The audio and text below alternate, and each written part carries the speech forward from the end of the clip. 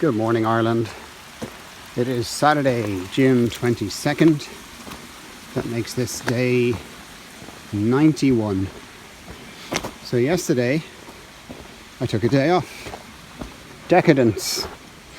So yeah, I was just feeling a bit sort of worn out, so I thought it. I'm ahead of schedule. So I took a day off in a little place called Pine Grove, which is okay. Just I got a little cheap motel for 2 nights. Yesterday I did as little as possible. Got some resupply, got some food. Yeah, just watched some movies and chilled. Gave my body a chance to recuperate a little bit, and then hit the trail again this morning.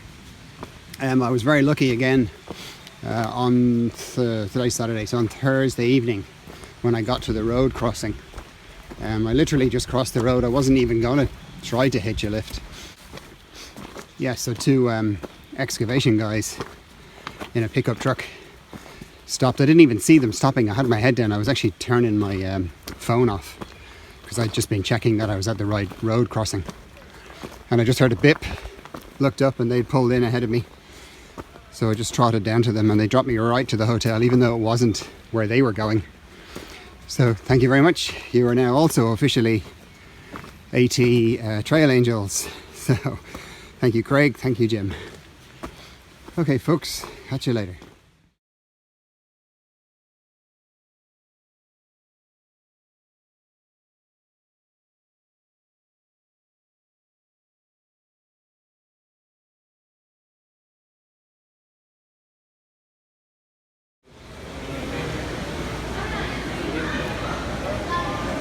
This is just an outdoor store. You know what I'm saying? It's kind of bordering on the ridiculous.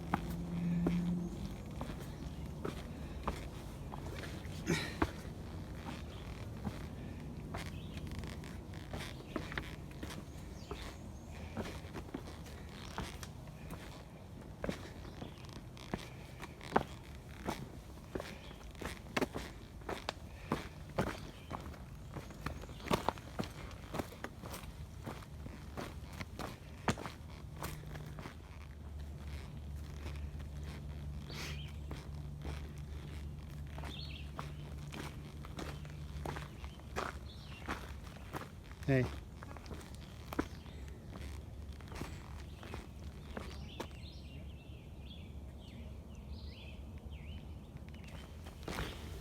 Good morning, Ireland. It is Monday, June 24th. That makes this day 93. It's a beautiful morning. The last 2 days were very nice. Apparently the temperatures are going to get back into the 90s over the next few days, which I'm not looking forward to. So yesterday got to a little town called Port Clinton, and from Port Clinton there's a shuttle from an outdoor store which we won't have heard of at home, but it's a common name over here, called Cabela's. It's a big chain of them, and in the next town, which is called Hamilton, which is, I don't know, 2 miles away, the America's largest Cabela's branch is there. So I went there just more out of curiosity than anything else. I was hoping to buy a summer rated sleeping bag, but even though their website said they had one, they didn't. which is a bit of a nuisance. So I've got to think of some other way to get one of those. The nights are very difficult. It's really hard to sleep. It's not warm enough that I don't need something over me, but the only thing I have to put over me is my 20-degree Fahrenheit bag, which is way too warm. So I'm kind of hatching a plan. If I get agreement from one or two key people, then I'll let you know what the plan is to get my summer rated sleeping bag, and how that strategy will work out to get me to Katahdin in the autumn and still stay sufficiently warm at night. So Cabela's is absolutely enormous. 250,000 square feet is the store. It's in a big retail area where there was a Walmart and an Aldi and a barber shop. So I got my hair cut, which is great, and my beard trimmed. Always feel so much better after that. The Cabela's is probably 98% irrelevant for hikers doing this kind of hike. It's more, you know, if you're into hunting and shooting and you know, RV camping and stuff like that. It's that kind of thing. And fishing, fantastic fishing section. I mean, the fishing section alone is probably 3 times the size of our biggest outdoor store. So it was great just to sort of peruse. I only did, I think it was about 15.5 miles yesterday, and that was about 2/3 of the way along it, so it was nice. I had loads of time. They've even got a big restaurant in there. Actually, they have a couple. So I got a nice nice lunch and some cherry pie and a nice parfait. So yeah, it was worthwhile, even though they didn't have my sleeping bag. And a little bit of resupply. I just topped up my resupply. So as you might have noticed, the rocks in Pennsylvania are somewhat relentless. The killer thing here is not this stuff. This is kind of okay, you know, you can just pick your way along it. The killer thing here on your feet, when you look down at the ground, I don't know whether you can make it out, but all these little rocks, a lot of them are very pointy and they just stick into your feet. So you're either picking your way along rocks like this, or for our first few days in Pennsylvania, we were walking through flooded sections and just up to our ankles in mucky water. Or you're walking along that, what initially appears like flat ground, but it's actually just millions of little stony spikes that just jab into your feet. And it's extremely painful on the soles of your feet, especially when you're doing it for whatever 7 or 8 hours per day. So I think I've 80 to 90 miles of Pennsylvania left. There's a bit of a chance that a somewhat distant family member might join me for some hiking, which would be great. It's someone I haven't really got to know. I've met him a couple of times, but I never really properly chatted with him. So it's my cousin Raymond, who lives in Texas, his wife's brother, Ed. So we're trying to figure out when and if he can kind of tie up. This weekend coming, I think, is a possibility. So we'll see how that goes. But I look forward to that. A bit of company would be nice. So cool. Catch you later. There's always time for fun.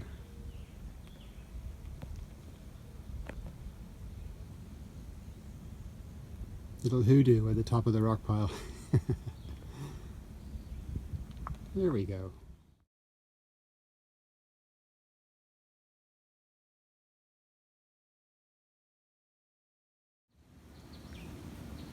Good morning, Ireland.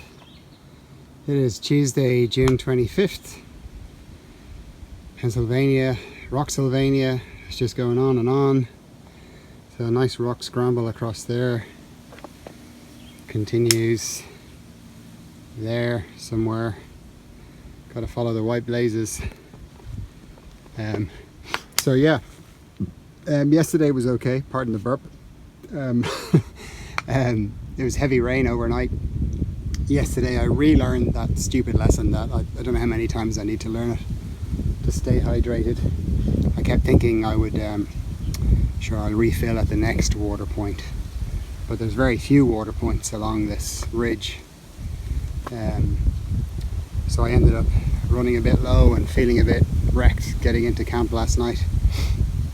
A couple of the guys I'd been hiking alongside, or parallel to, or whatever you want to call it, had got to that shelter and decided to go on another bit, but I just thought, no, I'm going to sit here and just rehydrate and get as much fluid into me as I can, which is what I did. So yeah, anything exciting? Not really. Yeah, it's just clambering over rocks, avoiding these shark fin things on the ground. I think another couple of days and I'll be done. Hopefully at New Jersey will be a little easier. Alright, talk to you soon. Take care. Howdy folks. So I've a little bit of a backlog of questions to answer. So one from Geraldine, thanks for the question. Nice to hear from you. Do I often find myself alone at campsites? Well, based on this being my 90-something day, then I would have to say no, very rarely. In fact, in terms of a solo campsite, I can only really think of one, and that was a long time ago. That was back near Rowan Mountain when I camped in the snow that time. And ironically, or maybe not ironically, but that's probably the best sleep I've had, or one of the best sleeps that I've had. It was so quiet and peaceful. But yeah, I've also heard a few kind of scary stories. There's an English guy on the trail called Chip, very nice guy, he's from Brighton. And he had a terrible bear encounter when he was camping on his own. The bear was sniffing. I mean, he did all the right things. He had his bear, you know, his food bag a good distance away, etc., etc. And in the dark, he heard this clumping around. Sort of knew it was a bear. I mean, we all kind of have those experiences, but the bears usually move on.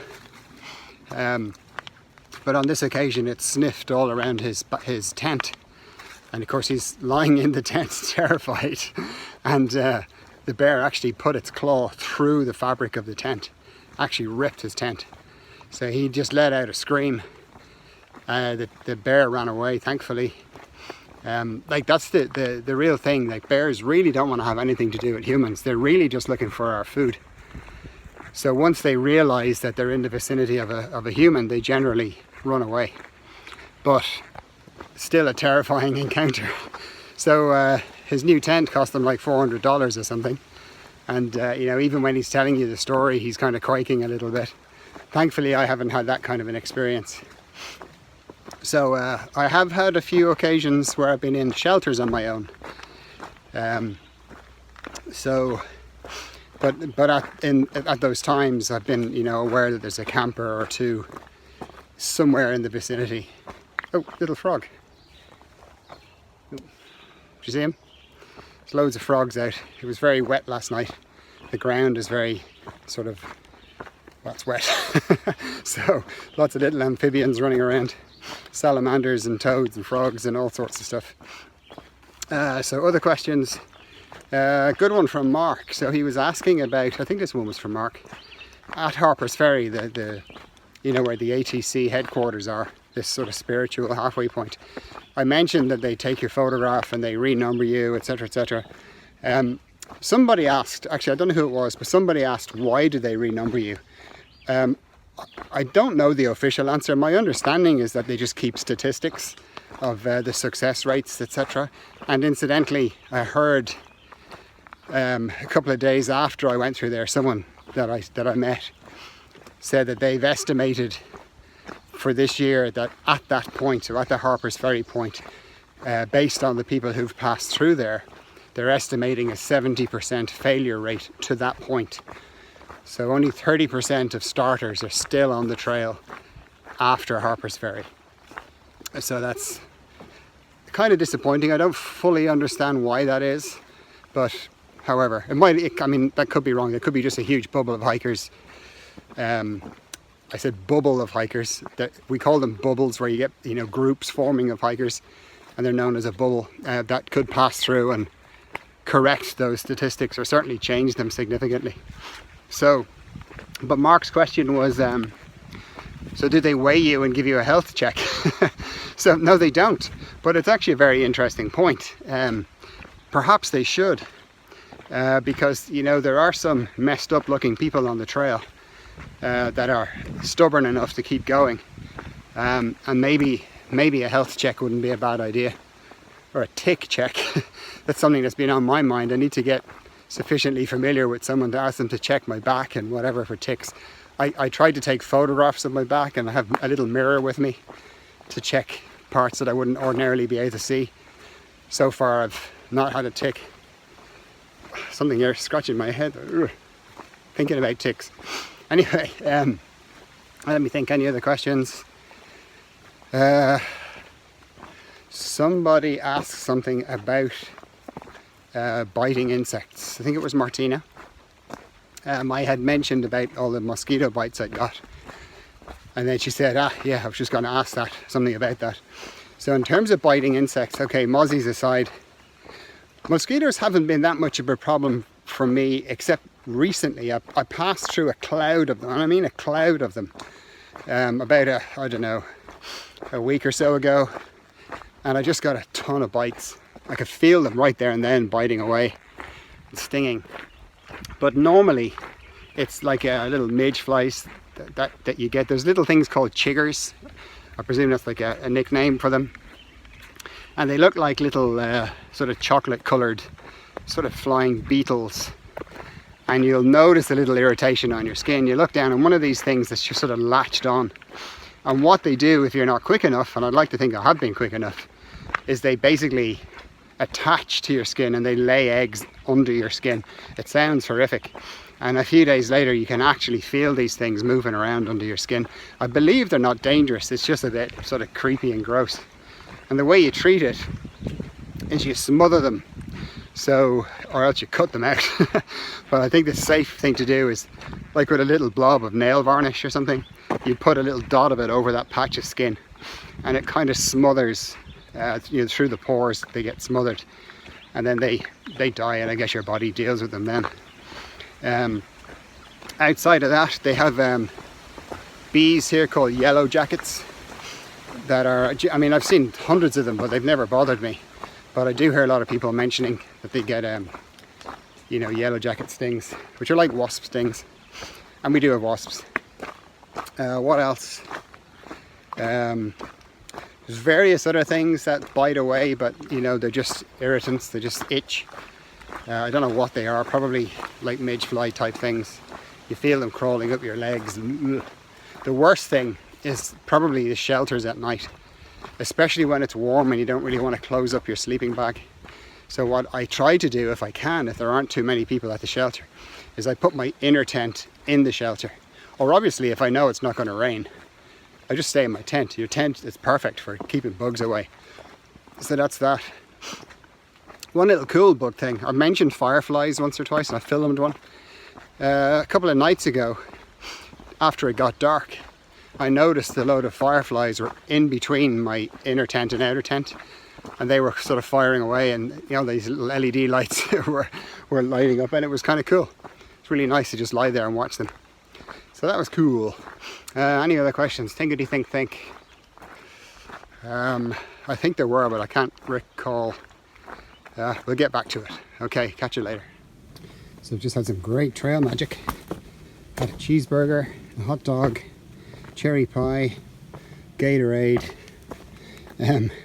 Great surprise, and a chance to charge, or give a bit of a charge to my phone and my battery, and also dry my shirt out a bit. They even had dry spare shirts for people to put on while you hung your own stuff up on their little washing line, and a chair with a back in it to sit in. Oh, the joys. So two guys, Mountain Goat and Chopper, Mountain Goat and Chopper. One is from Ohio and one is from Virginia. I think I got that right. and they through hiked in 2016, and each year since then they do a 2-day trail magic at the same point, and it was fantastic. Really appreciate it. There you go. Catch you later.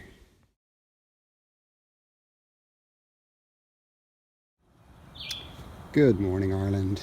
It is Wednesday, June the 26th, and I thought I'd have you all around for breakfast. So I'm almost packed up. I was camped just over there. Just there.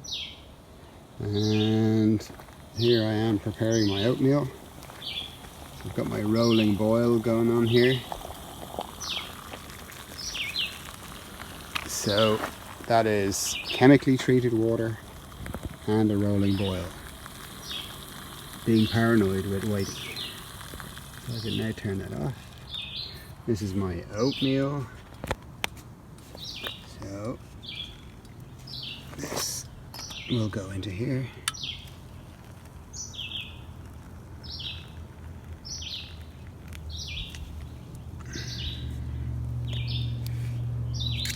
We'll get a little stir. Doesn't it look delicious, everybody? I don't want you worrying about me when you're having your delicious breakfast at home, but I only get to eat slop like this, but it's actually quite nice. This is apple and cinnamon oats. So in there are 2 of these guys. Quaker oats.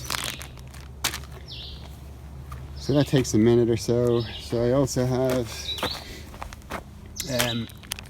coffee powder, creamer in there somewhere, creamer, electrolytes for my water, and then for later on I've just left a little supply of snacks that I keep out to hand in my the hip belt pocket on my rucksack, and then obviously I have water on the go as well for drinking. Here's a method with this filter you probably haven't seen. So it actually screws onto the bottle, direction of flow, and I can drink it straight through that straw. The flow is a little light, but it means I can drink straight from any water source. Now I do put the chemical treatment in it as well, but so that's how much I drank overnight. What's missing out, that's a 1 litre bottle. So I drank probably 3/4 of a litre. And I have another 3 litres in this bag here, which I'll filter before I head out. And I've got my garbage bag, my litter. About 3 days of crap. Okay, so today I'm doing a reasonably big day. The plan is to go about 21 miles to a town called Wind Gap, where there's resupply, hostel, etc. So I'm looking forward to getting there. So I'm kind of early this morning, but sure I'll get going. Alright, catch you later.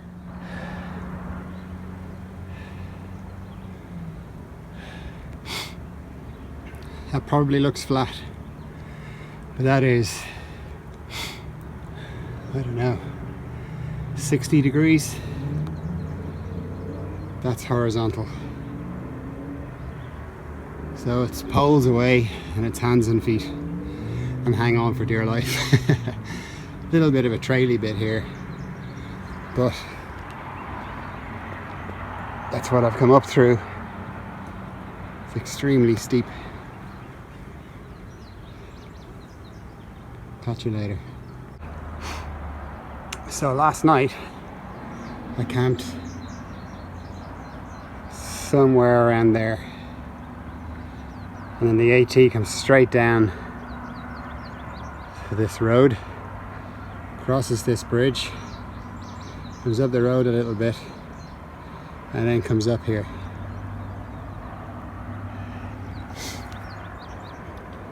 Really crazy gradient for the AT,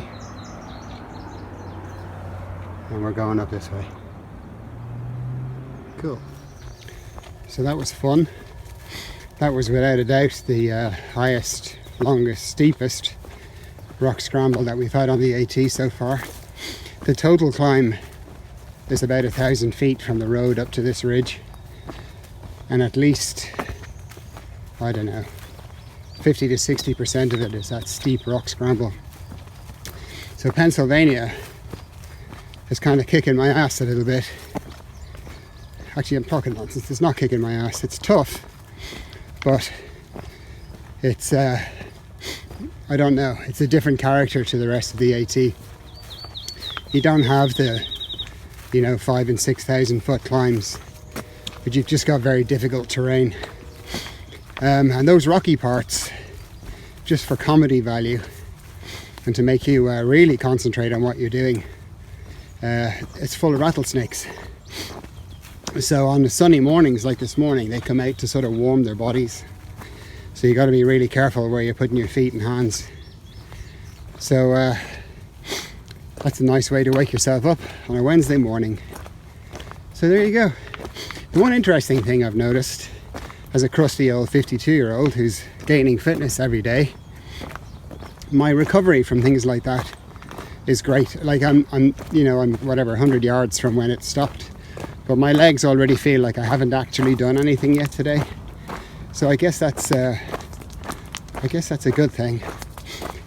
So I've only done probably the first 2 miles of my of my 21 miles, and probably half of the exertion. So I'm feeling pretty good. So hopefully the next 19 miles are easy. They are basically a ridge walk, little ups and downs on it, but basically you're just sawtoothing across a ridge.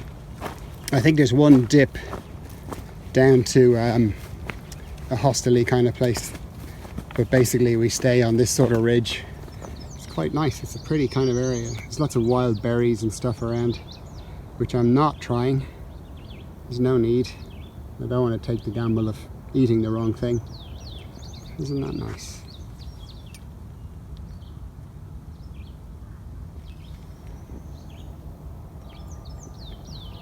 There's beauty everywhere. Okay folks, catch you later.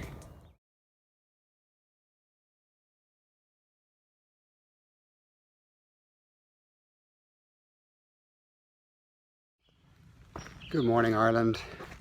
It is Thursday, June 27th, which makes this day 96. And sorry, I can't look at the phone too much because I'm still in Rocksylvania. Ow, shit. Sorry, you gather. I've just done what I keep doing in Pennsylvania, which is standing on bloody sharp rocks. My feet, the soles of my feet are actually swollen from this. It's just torture. However, this is my last day in Pennsylvania. I'm on my way between Wind Gap and Delaware Water Gap, where I'm hoping to get an overnight. Okay, so yesterday I had, and I mean really I had, the shits put up me. I was bluff charged by the biggest bear I've seen so far. So it is properly terrifying. Yesterday, probably at least half of the way through my day, and maybe more like 2/3 through my planned day, which was just under 17 miles to a shelter area where I was planning on camping. But at this road crossing, I met a bunch of guys. There were 3 hikers together, and then there were a couple of solo hikers that I'd been passing. We were sort of leapfrogging each other all day. So we were having a little chat. They were there ahead of me, so I started filtering water while we were talking. And one by one they headed off, and the group of 3 headed off. And within seconds of me standing there on my own, another solo hiker, a German guy, came along. And he didn't hang around, he just sort of said a quick hello, read something on this notice board that was there, and then headed off. So when I finished filtering water, I headed up the trail, and probably 2 minutes behind the German guy. So I'd say 100 yards later, I just was aware of this branch breaking sound off to my right. So I looked to see what it was. I thought it might have been a deer, and I just see this huge, now this bear was like the size of a cow. Ow, Christ. Sorry, bloody ground is awful. And it was just doing a bluff charge at me. So it's where these bears, the really confident ones, are basically letting you know that it doesn't want you where you are. And it does this aggressive, noisy charge towards you. That's the first one I've experienced, and I don't want to experience another one. So it, the sheer size of it, holy crap. I'd say it started where I spotted it, it was probably 40 to 50 yards away, and it probably halved that distance before it arced away from me. And it was kind of rolling its head while it was running towards me like this and making big breathy kind of sounds, sort of making itself look as big as possible, which it didn't really need to do. So I'd like to say that it was me following procedure. It wasn't. I was just frozen to the spot, and as soon as it arced away and wasn't looking at me anymore, I hightailed it out of there. So I was planning on camping yesterday, and I thought I was just properly unnerved, and I thought, sod it, I'm going to go further. So I went to the 21 mile point yesterday, to the town of Wind Gap, and just by way of finishing off a great day, I knew, because I had considered it, that all of the decent accommodation options were already gone in Wind Gap, and all that was left was this shithole of a motel. I mean, think of some of the real trashy American programs you might have seen, and some of the really shitty, beaten up, crappy motels that they might stay in. This is exactly like that. The door was smashed up. Apparently the previous people who had actually lived there, not just stayed there, were somewhat aggrieved with the owners, and they just trashed the place. So the sheets were clean, the towels were clean. And so I'm not going to complain, because, I mean, I am complaining to you guys. I wasn't going to complain there because I knew what the place was like. The reviews for it were terrible, and I can see why. But last night I just thought, you know what? I just didn't feel comfortable sleeping out in the wilds, so I just headed into town. But yeah, not a good day. Okay, the one little shining light was there was a great diner across the road from the motel. I got a great dinner, and it's a 24-hour diner, so this morning I went and got a great breakfast, so that was good. And I did a small resupply just to get a couple of bits and bobs for today to get me to Delaware Water Gap. So that was that. So brave Jim, I tell you, not yesterday. That was just proper poop your pants moment. So actually it brought back something I forgot about. So I need to apologize, and I think it was Louise. Sorry, I forgot it. You asked me this question a while ago. I have partially answered it, incidentally partially answered it, with other bear things that have happened. But I seem to remember that you asked me what the procedure is, or what are you supposed to do if you see a bear, or it's persistent or aggressive or whatever. So this is slightly amusing. Well, I find it slightly amusing. But what we're told, first of all, we're told that bears aren't interested in us. They don't want anything to do with humans. They're conditioned that way. In the past, you had these what seem like crazy situations now where people used to come into these forests and actually feed the bears. They used to have like cage fronts on the shelters, so people could be in the shelter, in the cage, and passing food to the bears outside the cage. And it conditioned the bears to associate humans with food. Not to eat the humans, but that humans bring food. But it just gave, brought about too many human/bear encounters, which then led to, attacks.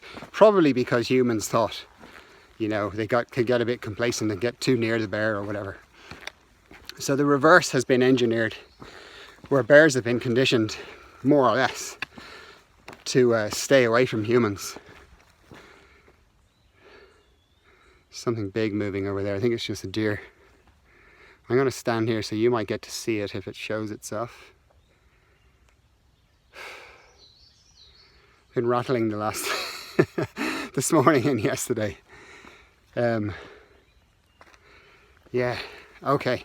So what we're told to do is, first of all, do not run away, because bears are pursuit animals.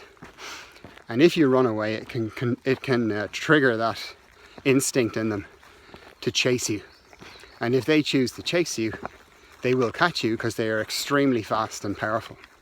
So you don't run away. Instead, you face them. You make yourself as big as possible, which is why we always have to raise our trekking poles and wave them around, jump up and down, whatever. And this is the bit I love, you speak assertively to them. So, yeah. Now, I've tried that a couple of times, and I don't think it had any effect on the situation at all. But they apparently are conditioned to respond to, you know, being told to move on. So you tend to shout, "Move on, bear," you know, and make yourself loud. If they keep persisting and they keep coming closer, then what they say you can do is, of course, the other thing is, it's better that you're not alone. Not a great one for me. But the next thing is, if you can pick up rocks and not necessarily throw them at the bear, but you just throw them onto the ground and make a few big thuds and bangs and whatever, that's the next step. And then, and this is where it differs. Oh, the other thing is, don't climb trees. Black bears, which are the bears that are in this area, are expert tree climbers. So getting up a tree is a very bad idea. And the next thing is, you back away slowly, but facing the bear, and you keep doing all of the previous things. And then and it's extremely rare, if the bear actually attacks you, you don't play dead like you do with some other animals. I think grizzlies, you play dead, I can't remember. There's different rules for different bears. But with black bears, you basically give it all you've got. Black bears, I believe, are actually lazy animals. And if there's effort involved, they tend to back off. So you kick and scratch and bite and whatever the hell it is you need to do to put up whatever fight you can. And generally they back away. But I mean, that situation, I think I will have died from shock at that point anyway. But that is just, I mean, ridiculously rare. That's, you know, might happen once every few years that you get that kind of an encounter. But the other thing though, what they do here to control the bears, so if a bear, and they I don't know whether they're all tagged or what, but they seem to know, the rangers seem to know the bears, and they'll say, oh yeah, that particular bear covers that particular area and whatever. And if a bear is reported as having come too close to humans, they have a 3-step, actually I seem to recall saying this before on the videos, they have this 3-step approach where they move the bear to a different area. Then the second time, if it does it again, they capture the bear and they do a hard release where they create, you know, they open it from a cage, and they have dogs barking and guns shooting and all kinds of stuff and people shouting, and they basically try to condition that bear as it runs away that, you know, don't mess with humans kind of thing. And then if it does it a third time, it's shot dead. So you'll see little signs around sometimes, care for the wildlife, a fed bear is a dead bear. And that's because if we give a bear food and the bear thinks, oh, humans, I get food from humans, it's as good as dead, because the rangers will just shoot it dead. So there you go. Sorry, that was a bit waffly. So hope you're all having a nice day. I have a middle distance day ahead. I think it's about 15-ish miles. I'm assuming I can get accommodation in Delaware Water Gap. I might have to go further. Okay, talk to you soon. Taddy bye.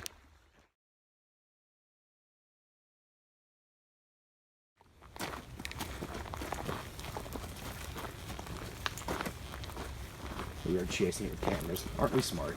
Move on. Hang on. Yeah.